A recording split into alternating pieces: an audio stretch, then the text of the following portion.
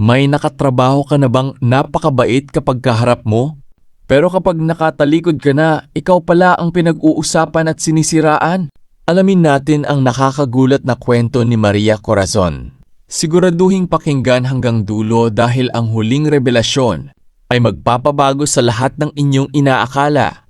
Bago tayo magsimula, kung mahilig ka sa mga kwentong puno ng aral, drama, inspirasyon, at mga nakakagulat na pangyayari sa buhay, huwag kalimutang i-like ang video na ito, mag-subscribe sa aming channel, at pindutin ang notification bell para lagi kang updated sa mga bago naming kwento.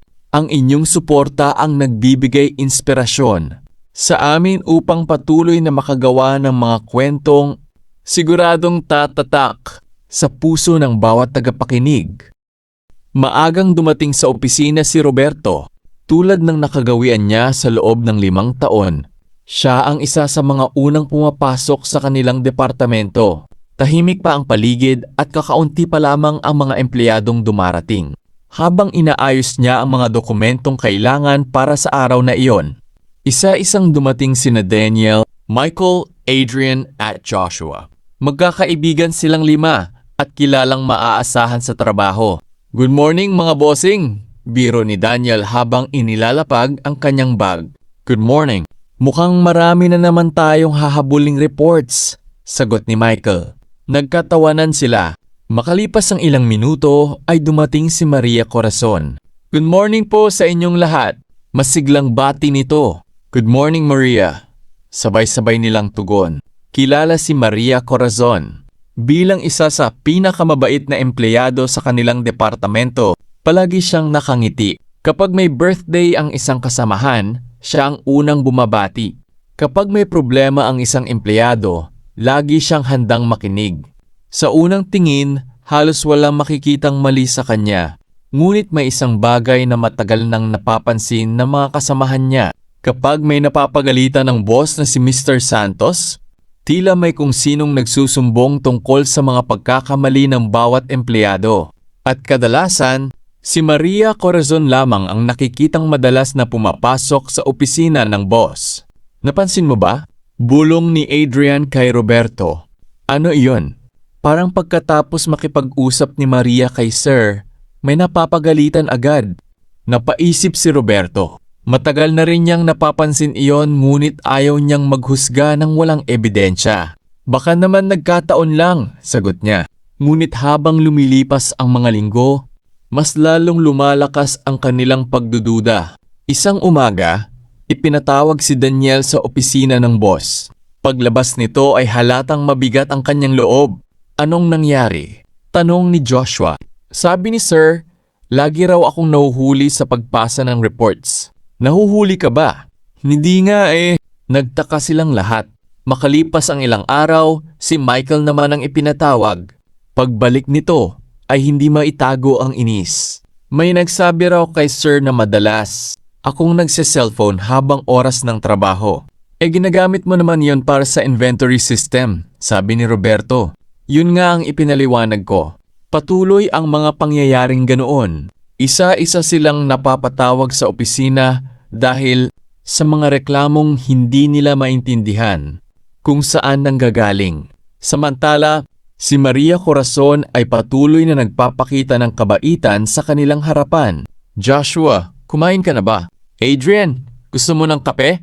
Michael, ako na ang mag-print niyan para sa iyo dahil sa kanyang ugali.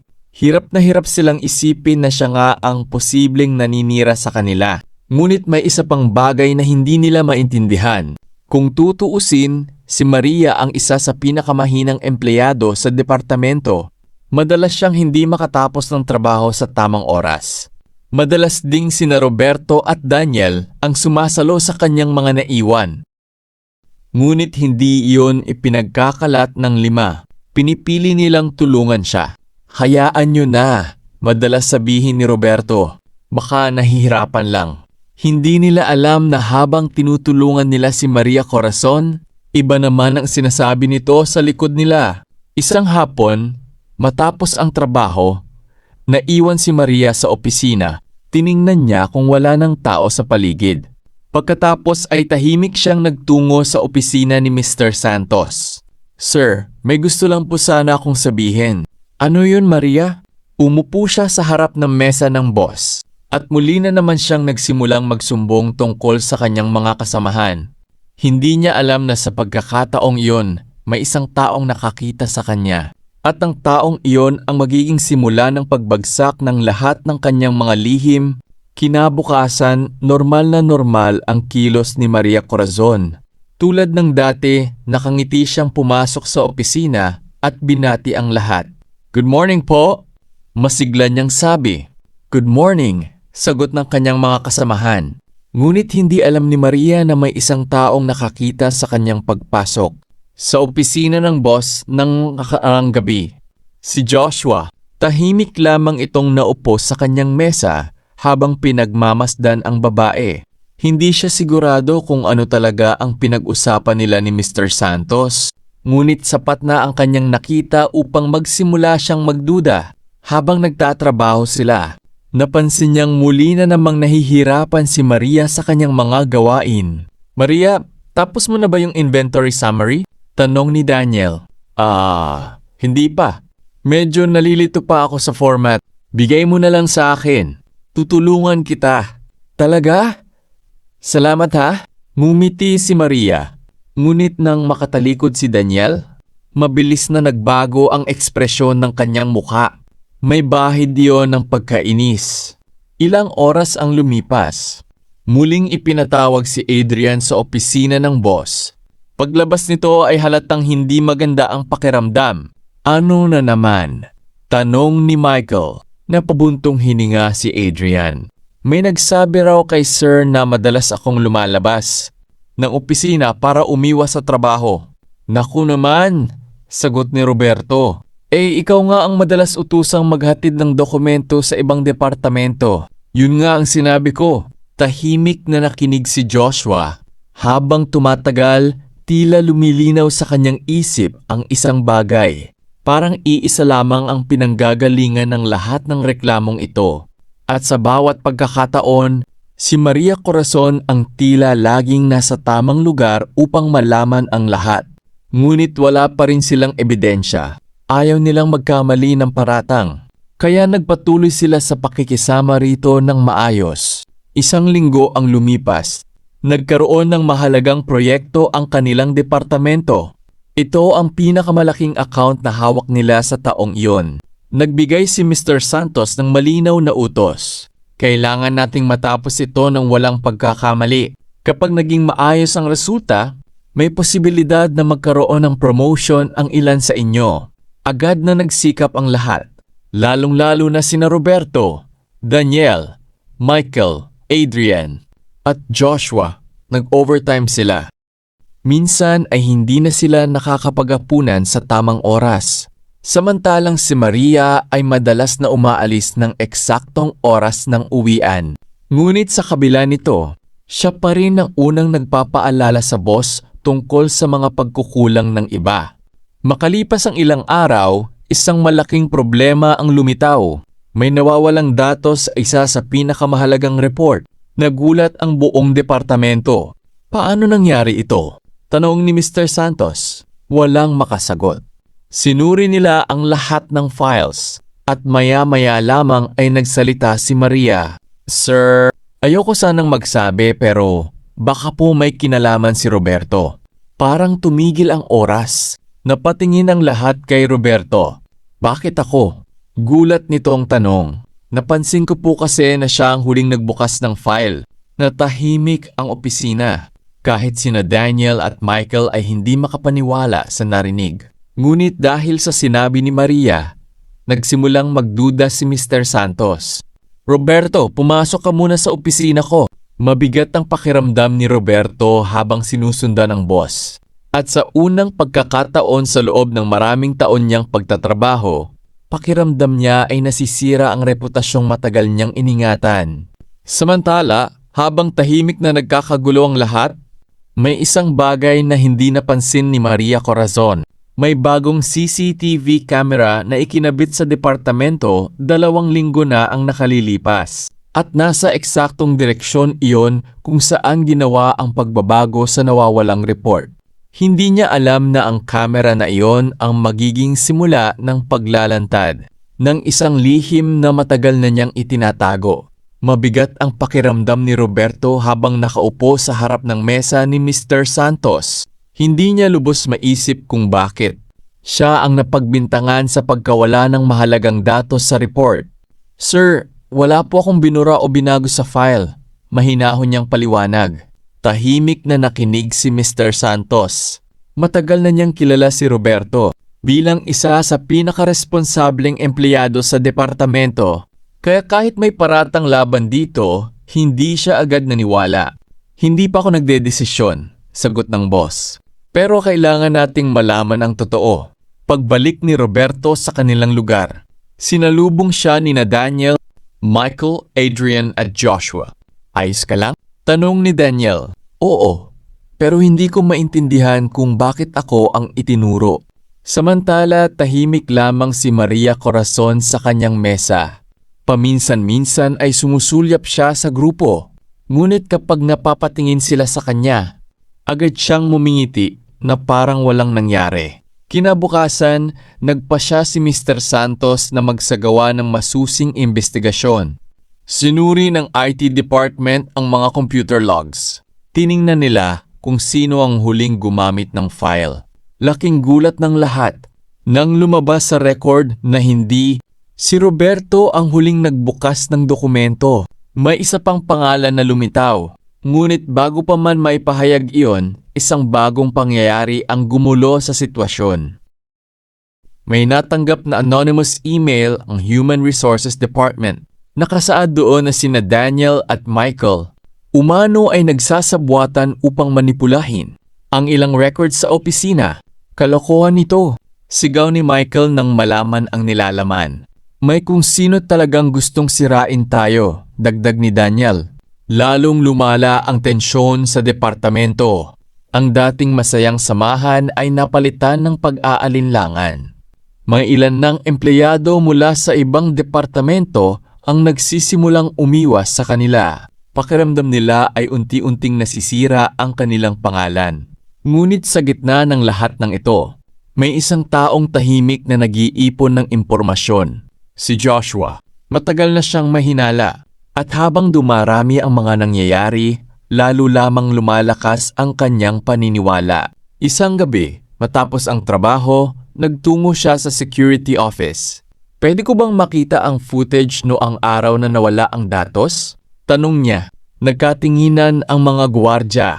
Sa una ay nag-alinlangan ang mga ito. Ngunit dahil may pahintulot mula sa management na magsagawa ng investigasyon, pinayagan siyang makita ang bahagi ng recording. Habang pinapanood niya ang video, halos hindi siya makapaniwala sa kanyang nakita. Malinaw na lumapit si Maria Corazon sa computer station nang wala ang ibang empleyado. Ilang minuto siyang nakaupo roon. Pagkatapos ay mabilis siyang umalis na tila walang nangyari. Nanlaki ang mga mata ni Joshua. "Hindi maaari," bulong niya. Ngunit may mas ikinagulat pa siya. Makalipas ang ilang sandali sa video, nakita niyang muli itong bumalik at may inilagay itong maliit na papel sa drawer ni Roberto. "Bakit niya ginawa iyon?" tanong niya sa sarili. Kinabukasan, agad niyang ibinahagi ang kanyang nakita kina Roberto, Daniel, Michael at Adrian. Tahimik silang nakinig. "Sigurado ka?" tanong ni Adrian. "Oh, kitang-kita sa footage." Napailing si Roberto. Hindi niya akalaing aabot sa ganoon ang sitwasyon. Lahat sila ay sinubukang pakisamahan si Maria. Tinulungan nila ito kapag nahihirapan. Pinagtakpan pa nila minsan ang mga pagkakamali nito. Ngunit tila hindi pa rin ito nasiyahan. "Hindi na ito simpleng paninira," sabi ni Michael. "May mas malalim pang dahilan." At tama siya, sapagkat sa mismong araw na iyon, may natuklasan ang HR department. May ilang anonymous complaints laban sa iba't ibang empleyado sa loob ng nakaraang 2 taon. At lahat ng email na iyon ay nagmula sa iisang computer. Isang computer na nakatalaga kay Maria Corazon. Ngunit ang mas malaking sorpresa ay hindi pa iyon ang pinaka-twist ng kwento. Dahil nang siyasatin ang kanyang personal record sa kumpanya, may isang lihim na lumabas na ni isa sa kanila ay hindi kailanman naisip. Isang lihim na may kaugnayan mismo kay Mr. Santos. At kapag nalaman nila ang katotohanan, tuluyan ng magbabago ang tingin nila kay Maria Corazon. Hindi makatulog sina Roberto, Daniel, Michael, Adrian at Joshua matapos nilang malaman ang tungkol sa mga anonymous complaints na nagmula sa computer ni Maria Corazon. Sa loob ng 2 taon, maraming empleyado ang napagsuspetsahan, napagalitan, at nasira ang reputasyon dahil sa mga reklamong walang malinaw na pinanggalingan. At gayon, unti-unti nang lumalabas ang katotohanan. Kinabukasan, ipinatawag ni Mr. Santos ang HR manager, ang IT supervisor at ilang miyembro ng management. Mahigit 2 oras silang nag-usap sa conference room. Habang naghihintay sa labas ang mga empleyado, kapansin-pansin ang tensyon sa buong opisina. Samantala, si Maria Corazon ay tila hindi mapakali. Paulit-ulit niyang tinitingnan ang kanyang cellphone. Minsan ay napapatingin siya sa conference room. Minsan naman ay tila nag-iisip ng malalim. Napansin iyon ni Joshua. Parang kinakabahan siya. Hindi lang parang, sagot ni Michael. Halatang may alam siya. Bandang 3:00 ng hapon, bumukas ang conference room. Lumabas ang HR manager. Maria Corazon, maaari kang sumama sa amin? Biglang natahimik ang buong departamento. Mabagal na tumayo si Maria. Kitang-kita sa kanyang muka ang pag-aalala. Pumasok siya sa conference room at nagsara ang pinto. Lumipas ang 30 minuto. Pagkatapos ay 1 oras. Halos lahat ay naghihintay kung ano ang magiging resulta. Nang sa wakas ay bumukas muli ang pinto. Lumabas si Maria na namumugto ang mga mata. Parang umiyak ito ng matagal. Ngunit ang mas ikinagulat ng lahat ay ang sumunod na nangyari. Lumapit siya kay Mr. Santos. Pagkatapos ay yumuko. Pasensya na po, sir. Nagulat ang lahat. Ito ang unang pagkakataon na narinig nilang humingi ng tawad si Maria. Ngunit hindi pa rin nila alam ang buong kwento. Makalipas ang ilang minuto, ipinatawag ni Mr. Santos sina Roberto, Daniel, Michael, Adrian, at Joshua. Pagpasok nila sa conference room ay nakita nilang naroon pa rin si Maria. Tahimik itong nakaupo sa isang sulok. Mukhang wala ng lakas magsalita. Huminga ng malalim si Mr. Santos bago nagsimulang magsalita. May isang bagay akong matagal nang itinatago. Nagkatinginan ang 5 at panahon na para malaman ninyo ang totoo. Tahimik ang buong silid. 15 taon na ang nakalipas. Bago pa ako naging manager ng kumpanyang ito, naging supervisor ako sa ibang kumpanya. Walang nagsalita. At doon ko unang nakilala si Maria Corazon. Biglang nanlaki ang mga mata ng lahat. Kahit si Roberto ay hindi makapaniwala. Magkakilala na kayo noon? Tanong ni Daniel. Tumango si Mr. Santos. Oh, muli siyang huminga ng malalim. Isa siya sa pinakamahusay na empleyado noon. Lalong nagulat ang lahat. Pinakamahusay? Ang babaeng halos hindi makatapos ng report ngayon? Parang imposible. Ngunit hindi pa tapos ang kwento. Masipag siya, responsable, at palaging nangunguna sa performance. Tahimik na nakinig ang lahat. Pagkatapos ay yumuko si Mr. Santos. Hanggang sa isang araw, napatigil siya. Siniraan siya ng kanyang mga kasamahan. Nagkatinginan ang 5. Pinagbintangan siya sa mga pagkakamaling hindi niya ginawa. Nawalan siya ng tiwala sa mga tao. Nawala ang kanyang promotion. At kalaunan ay napilitang magbitiw. Unti-unting napuno ng emosyon ang kanyang boses. Simula noon, nagbago siya. Tahimik na umiiyak si Maria. Natuto siyang isipin na kung hindi niya uunahan ng iba, siya ang masasaktan. Parang tumigil ang oras. Sa unang pagkakataon, naunawaan nila kung bakit naging ganoon ang kanyang ugali. Hindi dahil likas siyang masama, kundi dahil nasaktan siya noon. Ngunit hindi yon dahilan upang sirain ang iba. At iyon mismo ang sinabi ni Mr. Santos. May pinagdadaanan man tayo sa buhay. Hindi yun lisensya para manakit ng ibang tao. Dahan-dahang tumango si Maria habang tumutulo ang luha. Akala ng lahat iyon na ang pinakamalaking revelasyon. Ngunit mali sila sapagkat may isang dokumentong inilapag ang HR manager sa mesa. At nang makita yon ni Maria Corazon, bigla siyang namutla dahil ang dokumentong iyon ang magbubunyag ng isang lihim na kahit si Mr. Santos ay hindi alam. At ang lihim na iyon ang tuluyang magpapabago sa lahat. Ang dokumentong inilapag ng HR manager sa mesa ay naglalaman ng resulta ng isang mas malalim na imbestigasyon. Tahimik ang buong silid. Maria, mahinang sabi ng HR manager, kailangan mong ipaliwanag ito. Nanginginig ang mga kamay ni Maria habang tinitingnan ang papel. Hindi siya makapagsalita. Napatingin si Mr. Santos. Ano ba ang nakasulat dyan? Huminga ng malalim ang HR manager. Pagkatapos ay nagsalita. Ang lahat ng anonymous complaints ay hindi lamang ipinadala mula sa computer ni Maria. Nagkatinginan ang lahat. May isa pang taong kasangkot. Biglang kumunot ang noo ni Mr. Santos. Sino? Ipinihit ng HR manager ang monitor at lumitaw ang pangalan. Victor Ramirez, ang dating assistant manager ng kumpanya. Ang taong umalis 6 na buwan na ang nakalipas. Nagulat ang lahat, lalong-lalo na si Maria dahil kilala niya ang pangalang iyon. Si Victor ang taong palaging kumakausap sa kanya noon. Si Victor ang paulit-ulit na nagsasabi sa kanya, hindi ka aangat hanggat hindi mo ibinabagsak ang iba. Unti-unting lumabas ang katotohanan. Sa loob ng maraming taon, ginagamit ni Victor ang insecurities ni Maria upang makakuha ng impormasyon tungkol sa mga empleyado. Pagkatapos ay pinalalaki niya ang mga issue at ipinapasa sa management upang magkaroon ng kontrol sa mga tao.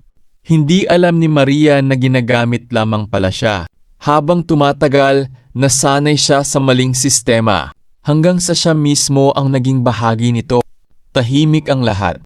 Pagkatapos ay tumayo si Maria. Humarap siya kina Roberto, Daniel, Michael, Adrian at Joshua. Hindi na niya napigilan ang pagluha. Pasensya na, walang dahilan, walang palusot, 2 simpleng salita lamang. Tinulungan ninyo ako kahit hindi ko yun karapat-dapat. Pero sinaktan ko pa rin kayo. Tahimik ang 5. Pagkatapos ay nagsalita si Roberto. Nagkamali ka. Tumango si Maria. Oo. Pero nasa iyo kung paano mo ayusin yon. Lalong napaiyak si Maria. Makalipas ang ilang linggo, nagbago ang maraming bagay sa kumpanya. Hindi tinanggal si Maria Corazon. Sa halip, isinailalim siya sa mahigpit na performance evaluation at counseling program ng kumpanya. Sa unang pagkakataon matapos ang maraming taon, natuto siyang tanggapin ang kanyang mga pagkukulang. Nagsimula siyang magtrabaho ng maayos. Hindi na siya nagsumbong ng patago. Hindi na siya nanira ng kapwa. At unti-unti sa pamamagitan ng gawa at hindi salita, nagsimula siyang mabawi ang tiwala ng mga taong minsan niyang sinaktan. Samantala, dahil sa kanilang katapatan at profesionalismo, na-promote sina Roberto, Daniel, Michael, Adrian at Joshua.